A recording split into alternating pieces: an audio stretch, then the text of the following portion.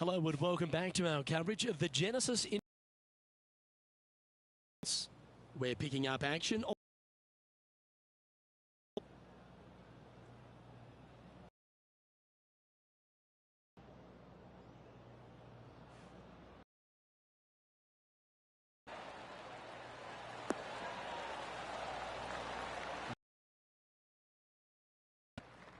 Do you like the view from where you're standing, Henny? Sitting up here from about 170 yards.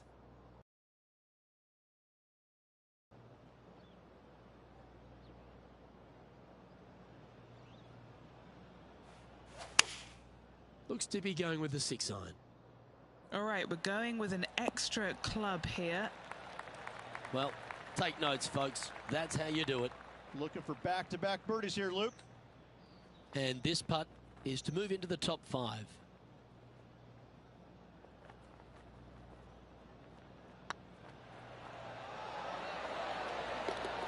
Well, nicely done. Holds the putt for back-to-back birdies. That's a momentum maker, isn't it? Back-to-back birdies moving the right direction there, Luke. Our current leader is enjoying a one-shot lead. The final hole on the outward half is a par 4 playing back up towards the clubhouse, Rich. It's a good par 4. Only the big hitters are going to be able to carry that fairway bunker down the left-hand side. Most players are going to try and avoid it and even miss it the fairway out to the right-hand side, which is not a bad miss. From there, the second shot is directly uphill. Deep, deep bunkers on the front right part of this. That is not the place to miss it. Anything that a little bit long will leave you a downhill putt, but that's the safe play.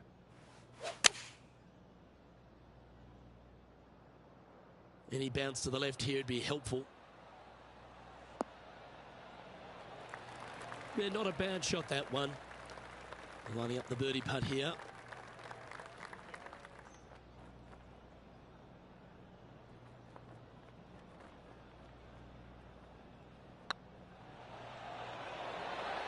It was on a good line. Just 3 feet to the cup. For the par. Now 5 strokes behind. One of the most often discussed holes in all of golf is the par 4 10th here at Riviera Ridge. There's so much strategy. It's either driver or 3-wood for every.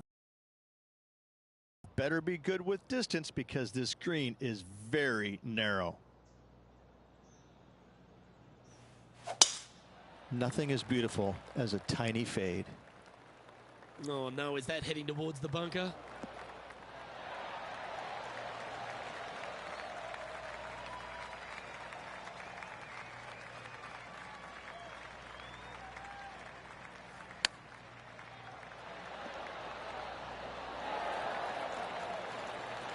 Nice recovery there. Such soft hands. And racking up their 5th birdie of the day. And that will take him to 3 under. Now let's switch our focus to Justin Thomas. He's currently trailing his rival. Let's see what happens here. Let's take a look at the leaderboard as it stands. The par 5 11th, one of the better scoring holes on the course. Players are thinking 4 when they stand on this tee. It's just a long straightaway par 5, almost a runway, if you like. Both sides of this fairway flanked by huge eucalyptus trees, which frames this tee shot brilliantly. You find the fairway, second shot, once again, straightforward. You must avoid that bunker front right at all costs. That is deep and nasty. You're not going to enjoy being in there. All you can do is hope now, because that was never going down the fairway. And here we are with the 3rd shot. 3 strokes off the lead.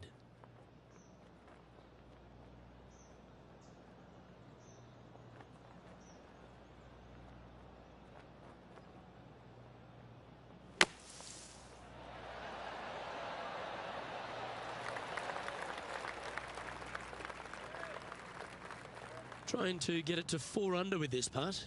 Looking for another birdie here.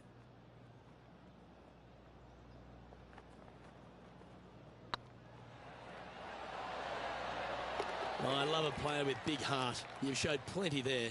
That's a really good effort to get it up and down out of that bunker for the birdie. Good job. Now let's head over and see what JT's been doing.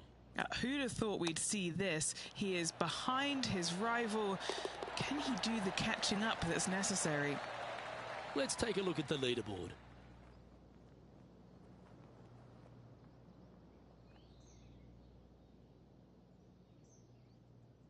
When you stand on the 12th tee, Rich, you're thinking to yourself, oh, a couple of strong back-to-back par fours, and it starts right here. This is where the golf course gets extremely difficult, Luke. This tee shot moves from left to right, but massive overhanging eucalyptus trees down the right-hand side prevents you from hitting a high draw over them.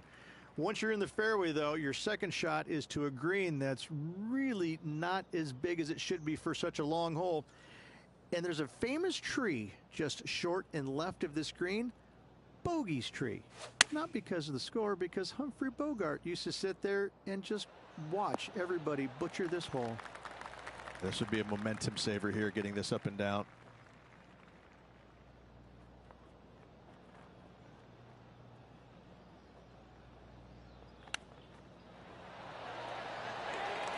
Oh, I thought that one was going in.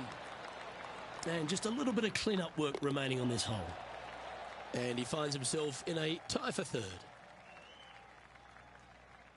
Rich, the 13th hole. Slightly different look off the tee. It's really cool. This tee shot is framed by large eucalyptus trees, both right and left. Requires a draw. Nothing else to do. You have to move this golf ball from right to left off this tee. If you do it correctly, well, that golf ball could chase down there miles down this fairway. You find the fairway down there, you're going to love the second shot. The difficulty gets when the pin is all the way back left in this little peninsula. You miss it a little bit left there, you're going to find the barranca, and you're probably going to find a bogey or worse. That's nicely done. Scorecard filled with threes never hurts. Good putt to make this. Their short game has been very impressive. They've been really sharp today.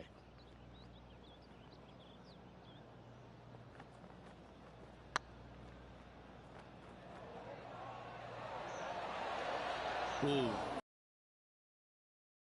Yeah, that looked to be a bit of a misread.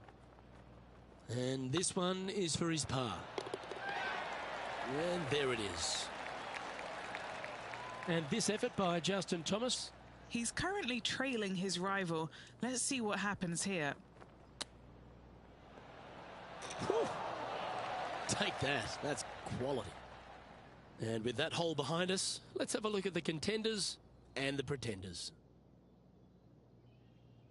The 14th, Rich, I know it's dear to your heart, the par 3. You made an ace there in tournament history, won a car. How do you tell the players to play it? Luke, it's a very simple hole in my mind, but for the mere mortals who are playing this game, it can be difficult because this green is not deep, but it's certainly wide, and it does tilt from right to left at a pretty good clip. Historically, it's not the easiest par 3 on this golf course, but for me, I think different. Yeah, that one's looking good. What's in front of them, Henny, with this putt? Careful not to leave this one short. It's back uphill, and nothing worse than leaving an uphill putt short.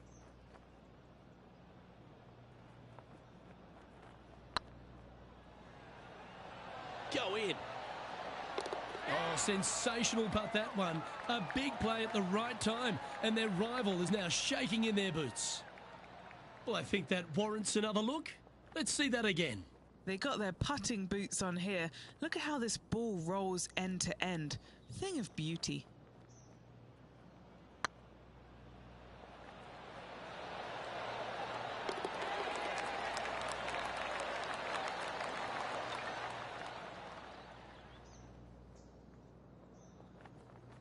Now let's switch our focus to Justin Thomas. He's got some work to do, but he's only one back from his rival.